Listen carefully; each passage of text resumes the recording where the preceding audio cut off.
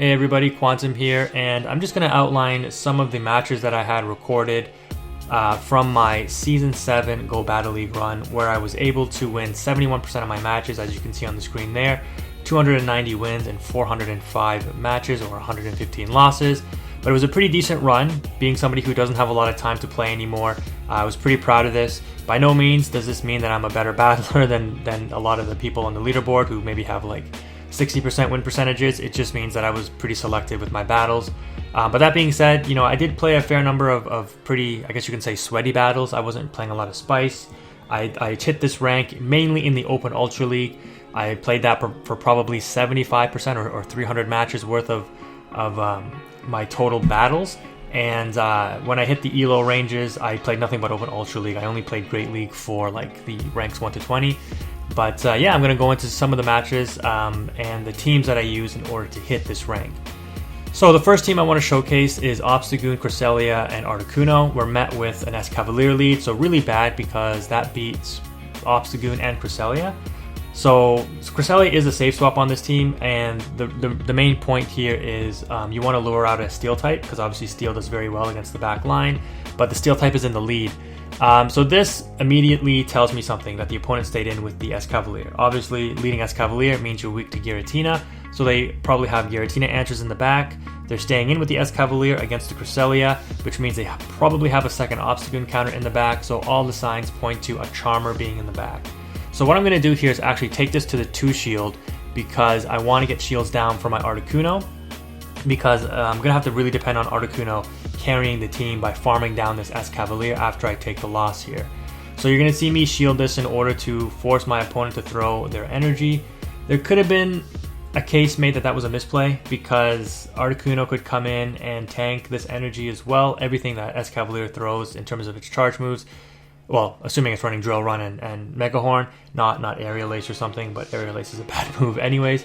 But it's resisted damage. However, you can see here the opponent still got to a second move. I didn't want to end up tanking 2 Mega Horns, undebuffed Mega Horns, because they still will add up. But my opponent didn't want to get farmed down with the Escavalier, and they make a critical misplay here, swapping in their Snorlax. So remember what I said in the beginning, just reading the opponent's team. They likely have a Charmer in the back, so Snorlax is one Giratina counter, a Charmer is another. So that's the team comp that the opponent was likely running. My Obstagoon technically had nowhere to go though on this team, right? Escavalier beats it, the Charmer would beat it, and Snorlax, if it was running Superpower, doesn't necessarily beat it, but it would get it fairly low. Obstagoon can tank a Superpower from full health, so the fact that the opponent didn't have Superpower didn't really make a difference, because I was still going to be able to get a lot of counter damage on the Snorlax, and if anything, farm it down even harder with the Articuno. So the misplay there was my opponent swapping. If they would have just stayed in and and kept switch advantage or team alignment, they would have won this match.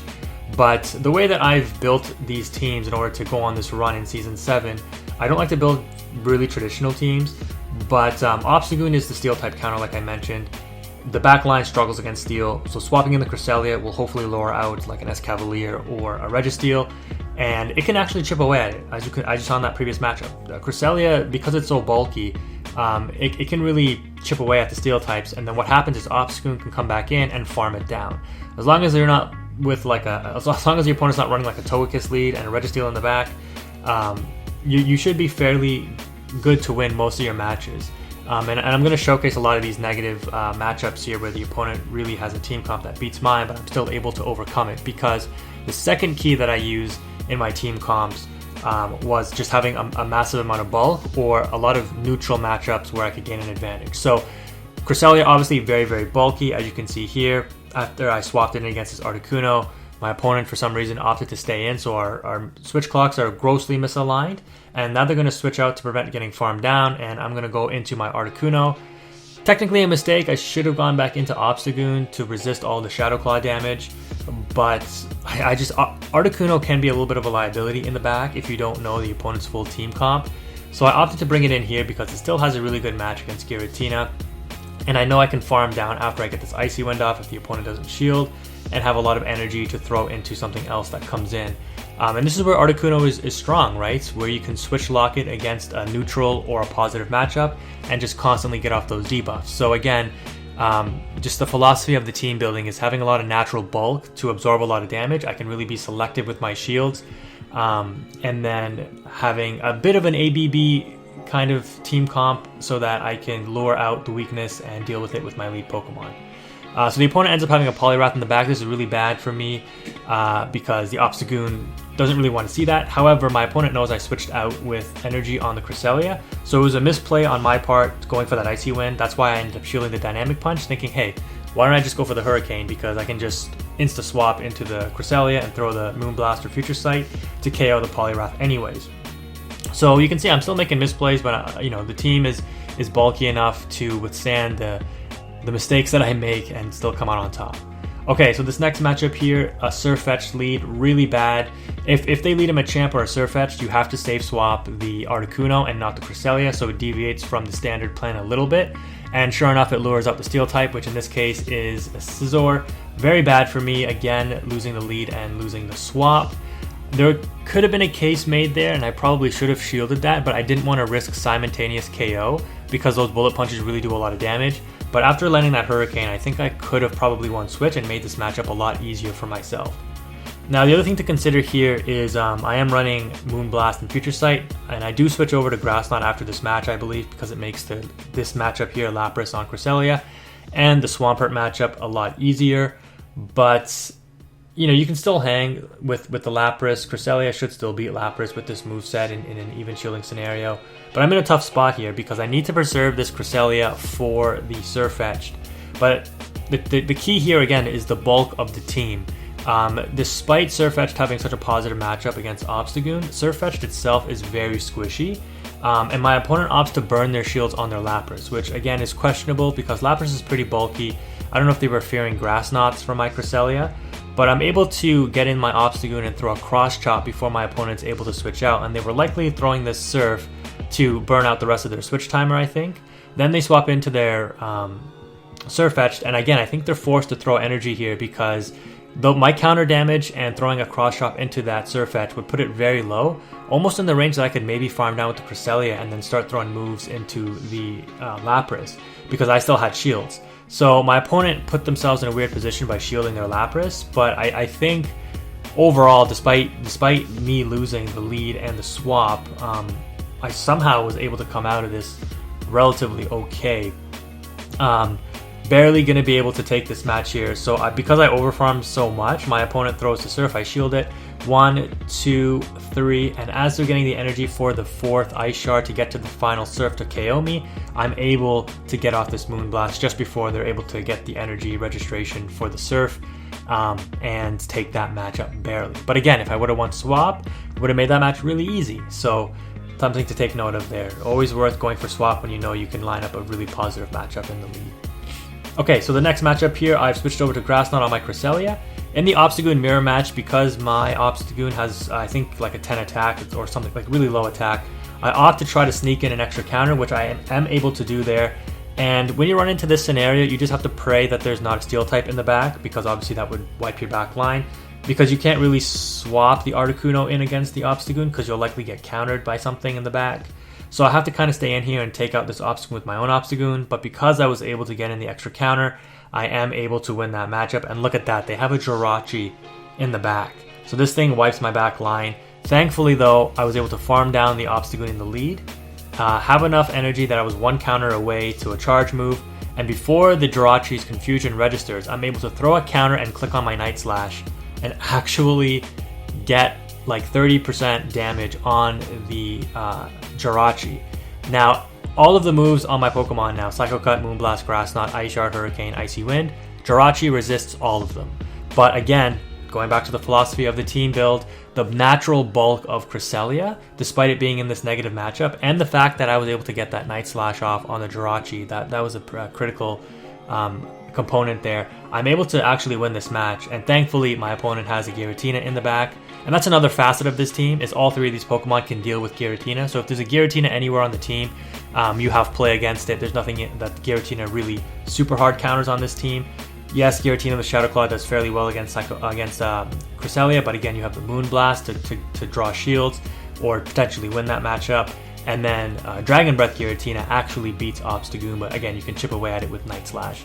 So yeah, really decent team in that regard as well. This next matchup here, going against an XL Abomasnow. The fact that the opponent stays in with the Abomasnow leads me to believe that they are double weak to Obstagoon. So instead of taking the damage on my Obstagoon after dealing a ton of counter damage, I opt to catch the opponent's charge move on my Cresselia. Again, Cresselia is the tank on this team. It's meant to absorb damage. It's meant to draw out the steel types. It's really good for that. And sure enough, there is a Registeel in the back. So if I didn't swap out of that Abomasnow matchup, my Obstagoon could have potentially got very low, and something in the back could have taken it out, and then this Registeel just would have rained havoc on my back line. So you're going to see some of the points that I made earlier with Cresselia being able to chip away at a steel type in the back. Articuno can also chip away a little bit, but it's a lot less effective than the Cresselia. And this is another weird thing about people who run Registeel, and I do run Registeel a little bit later on in this video, but they really like to try to farm down. And you're going to see, like, we got that Registeel to around, what, 25%, 30, 25%. And they opt to swap to their third Pokemon, which is a Swampert, to try to farm down the Cresselia, but we're able to swap out into our Articuno. Swampert is a little bit of a challenge. Again, Obstagoon and Articuno have fairly neutral matches against it, so it is decent in that regard. I am going to have to shield one of these full strength Hydro Cannons anyway, so I just shield the first one, and I have to save my second shield for the Obstagoon because that Registeel has 100 energy in the back. I'm fine with losing this matchup though and having my Obstagoon come back in and sweep the opponent's team. So I'm in a fairly comfortable position here. Fine with letting my Articuno potentially go down, but I think because of all the Icy Wind debuffs, I barely survived this. Yep. And now my switch timer's up. I'm going to aggressively swap in the Obstagoon to try to farm down the Swampert since it just threw his energy. My opponent maybe thought to swap into their Abomasnow to catch a move, but I was going to farm down anyways. After I take out or counter down the Abomasnow swap in, the opponent comes back in with their Registeel, throws the charge move, and I wasn't playing any games because I know I can tank a full strength Hydro Cannon with my Obstagoon anyway, so I just throw back-to-back cross chops to get rid of the Registeel. And again, the timer's almost up, so I can, even if this KO'd me, I could have just waited out the timer for the full 10 seconds and taken the match 2 Pokemon to 1. So fairly comfortable position, even though it looked really close. There's probably a few different ways you could have played that matchup out, but that's what I did in that match, and it worked out really well for me. Alright, this is, I think, the final match with this team, and I just wanted to show a Swampert lead. Again, Counter and Mudshot are each two turn fast moves, so you will get to your charge moves at the same time, the Cross Chop and the Hydro Cannon. But Swampert alternates because obviously Mudshot generates energy way faster. Swampert gets to it, the first Hydro Cannon in 5 Mudshots, then the second one in 4, and then 5 and 4, and so forth. And it wins CMP. So as the Obstagoon, I try to sneak in an extra counter on the opponent throwing their first Hydro Cannon, which is on the 5th Mudshot, where I get my 5th counter in as well. So I'll try to get in a 6th counter. But then on the 4th, on the next set of Mudshots from the Swampert, so when it throws the next 4 Mudshots, it gets to its second Hydro Cannon, I will try to swap in the Cresselia and catch the Hydro Cannon, which is what you saw me do there. The opponent was over farming to an Earthquake, and I didn't want to get hit by an Earthquake with my Cresselia, so I ended up using a shield, which is a really bad shield, on the opponent's Hydro Cannon. So now I'm in a really tough spot. They bring in Shadow Claw Giratina, which unfortunately is not great for me because, like I said, I have 2 better answers to Giratina in the back. But again, Cresselia can still do work against Giratina. So I make an aggressive swap because my opponent took some time to swap out their Swampert in the initial matchup there, and I'm able to align my Obstagoon with this Giratina. This Giratina is going to get me fairly low, but again, the opponent didn't opt to swap in a Steel type. They swapped in the Giratina into my Cresselia, which means that there's likely no Steel type in the back. My Articuno should have relatively decent play against whatever they have in the back. And unfortunately, it's a Lapras, which Articuno really will struggle against. The opponent probably opted to bring in Lapras due to the bigger fast move damage, because Mudshot would take too long to farm down the Obstagoon. But that was a kind of a misplay by the opponent, because you can see there we almost got around 50% damage on the Lapras with the Obstagoon. Again, Obstagoon is so versatile. You saw what it did against the Jirachi to win that matchup, or win that entire match for me, and what it just did here against this Lapras is also going to allow me to win the match, because my only play here is going for a Hurricane and hoping that the opponent doesn't shield. I had to shield one of those Surfs anyways because the opponent farmed down the Obstagoon. The opponent doesn't shield, and they make a misplay here. I don't know if they thought they could get to another Surf after this one, but obviously if I didn't shield one of those Surfs, I would have been KO'd by now. But because I'm able to farm down this Lapras, the opponent should have been able to swap. I don't think they were switch locked. They should have just swapped out into their Swampert, but I'm going to throw this Icy Wind, and because I have energy stored on my Cresselia, go for the combo play and take the win there. So again, some misplays by the opponent, maybe some misplays by me. Maybe I could have played some of those better, but that's how I was able to overcome a lot of my negative matchups. Alright, now for the team that I actually used to hit Legend, unfortunately I didn't actually record a lot of the matches for whatever reason. I think I was just playing sporadically and I wasn't really paying attention to record matches. But this is the team. This is the team that I used to go from like 2400 ELO to Legend rank. I did not have access, or I did have access to some XL mons, but I didn't build any yet because I kind of just wanted to wait until I could build a decent team.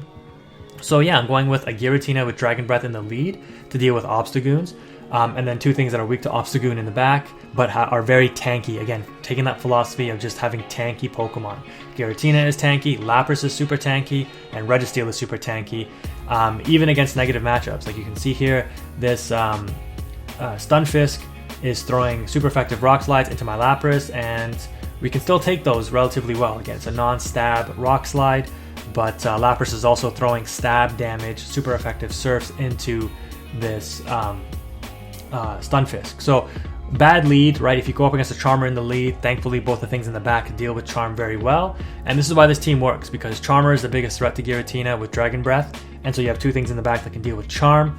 And I have to try to win Switch here, right? If I don't win Switch here, I lose this match because the Registeel doesn't need shields to beat the Charmer. But the Giratina has absolutely no play, especially with Dragon Breath against a Charmer. With Shadow Claw, it does a little bit, but if you run Shadow Claw with this team setup, you get wiped by Obstagoon. I did run it with Shadow Claw, and I only beat an Obstagoon lead once, and I lost the 2 Obstagoon leads. It's very tough to win, so I would really recommend that you run Dragon Breath with this team. Dragon Breath Giratina also does very, very well against Swampert. Swampert and Obstagoon and Giratina are, and like Talonflames, XL Talonflames, XL Umbreons are very common up in these higher ELO ranges, and the back line deals with all of those really well. So this team comp was very versatile and was able to win me a lot of matches. And like you just saw there, we were able to win Switch, align the Registeel to the Clefable, and just get some play out of our Giratina, which, you know, it ends up beating their Giratina in the back. But my opponent knows that this match is over, and they concede the match. So that was unfortunately like the only match I recorded for some reason. And then after I hit Legend, I built an XL team because I wanted to see what all the hype was about. I had a Talonflame ready to be built, obviously from the community day. I had a lot of EV candies that I could have made an XL Umbreon with, and oddly enough, Politoed was the next closest thing I was really close to building an XL Mon for. So after I was able to get enough Poliwag candies, I just decided, okay, let me just build this team and see if it's any good. Yeah, I gotta say, I don't really think it is, to be honest. In the lead there, you saw us against Galvantula, which actually wipes this whole team. I probably should have just stayed in with the Umbreon and then come in with the Talonflame after it was KO to farm down the Galvantula. But my opponent swaps in a Gyarados, which again beats my back line completely. So that's not great. And Gyarados actually is a fairly neutral matchup against XL Umbreon. It can go either way. But Umbreon usually wins in even shields and even health scenarios, even energy. But the Gyarados will get the Umbreon to like virtually no health left. So it's a very tough match to win. So the first 2 Pokemon on the opponent's team just defeats my whole line anyways. So yeah, this is really rough. But you don't really see Galvantula in the Open Ultra League. I think I only ran into like 3 of them, and this is one instance. If you run into the Galvantula with the previous team using the Giratina, oh man, you're in a great position. But not with this team. So unfortunately, the opponent still saved their Gyarados. So my Politoed is going to have some rough time here trying to take this out, because obviously everything I have is resisted, and because the Gyarados is already at like below half health, there's no sense in trying to go for a Blizzard. But yeah, the opponent's able to get off this crunch. That's not great. I overfarm a little bit and throw this Weather Ball, which will KO, and just have to hope that whatever's in the back is something that the Umbreon can deal with, and unfortunately it is not. It is a Togekiss. So I throw the Weather Ball, I try to overfarm a little bit. I'm one mud shot away from another Weather Ball. I could not stay in there because the Charm would have registered and KO'd my Politoed. I throw this Last Resort, which gets this Togekiss into Weather Ball range, and my opponent lost track of my energy and almost threw the match here by throwing this move, because they could have just farmed down and then thrown a move into the Politoed. But because I'm not able to leave that match with a Weather Ball stored, I have to throw a mud shot. And before I can actually get the energy for the mud shot and click on the Weather Ball, the Charm registers and KOs me. So I made that match, I think, as close as I could have made it. Again, barring the misplay in the beginning where I swapped out into my only counter to the Galvantula, which was the Talonflame, which isn't even a decent counter to it. But yeah, that's why XL teams may not always be the best. In this next matchup, again, hard countered in the lead. And then kind of hard countered in the swap because Cresselia on the swap with Grass Knot, as you just saw from my earlier matches, is really good against the Swampert or the Politoed swap in. So I just have to eat this secondary matchup loss here, try to get chip damage in on this Cresselia, and then come back in with the Umbreon, tank a Moonblast most likely, and then throw a Foul Play and then try to farm down and leave here with a bit of energy. Now, Umbreon can hang with the Charmers a little bit if you have a lot of energy and can start chucking those Last Resorts. The opponent makes a swap into their Charmer, though, because they don't want to get farmed down with the Umbreon. That's a huge misplay, because now I'm going to be able to bring in my Talonflame and then just go to town on this Togekiss, throw one Flame Charge, which goes unshielded, definitely going to shield up this Ancient Power, and then just continue to farm down and have a bunch of energy on my Talonflame. And I already know I'm instantly throwing Flame Charge no matter what comes in. The opponent brings in the Swampert. They probably thought that I was going to throw a Brave Bird and dip, but my switch timer's not even up yet. So they actually shield the Flame Charge. Now I'm double buffed. And this is actually a risky play here, because if they ended up shielding this Brave Bird, I would have been in a bit of trouble, but they opt not to shield it. And then they bring in their last Pokemon, which is their Cresselia, and I instantly swap into the Umbreon. The opponent knows it's over, and they leave the match. So that was my run to Legend and my experimentation with some XL teams. So the point of this video is to show you that, I know that some of those Legendaries are really expensive to build, but again, if you played Ultra League in previous seasons like I did, you probably have some of those built already, but you don't need XL Mons to do really well. The Legendaries still hold their own. But thank you for watching, guys. Quantum is out.